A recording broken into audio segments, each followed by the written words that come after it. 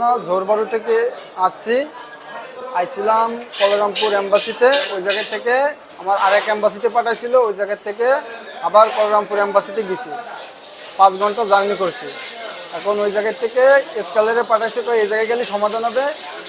এখন এই 2 দিন 2 রাত গেছে, কোনো সমাধান পাইনি এই জায়গায়। আর আমার আছে পাসপোর্টের মেয়াদ আছে মার্চের 1 তারিখ পর্যন্ত। আমার ভিসার শেষ হয়ে গেলে আমার অবৈধ থাকা লাগবে। এখন আমার অবৈধ হয়ে গেলে এখন আমার এই দায়িত্ব কে নেবে? এখানে আমরা আসি, এখানে শুধু হরানির শিকার। আমাদের এমবেসির পাসপোর্টের জন্য আসলে এখানে ওরা পানি মারে, লাত্তি মারে, ঝাড়ু মারে, লাঠি দিয়া বাইরায়। এই হ্যাস্ত ন্যস্ত থেকে কোনো দরকার না। আমরা মনে করি মাননীয় হাইকমিশন আমাদের জন্য একটা পদক্ষেপ নিক। আগে আমাদেরকে যেভাবে অনলাইনে জমা নিছে পাসপোর্ট, অনলাইনে অ্যাপয়েন্টমেন্ট দিছে, অনলাইনে বারকোড দিছে, এতে আমরা আন্তরিকভাবে যথেষ্ট পরিমাণ হাইকমিশনের প্রতি খুশি। তাই মাননীয় হাইকমিশনকে আমাদের আকুত আবেদন রইল, আমাদের মালয়েশিয়ার লক্ষ লক্ষ প্রবাসীর দিকে চাইয়া এই ইএসকেলের বিপক্ষে আপনারা যাইয়া আমাদের সাধারণ যারা প্রবাসী তাদের পক্ষে আপনারা পদক্ষেপ নেন।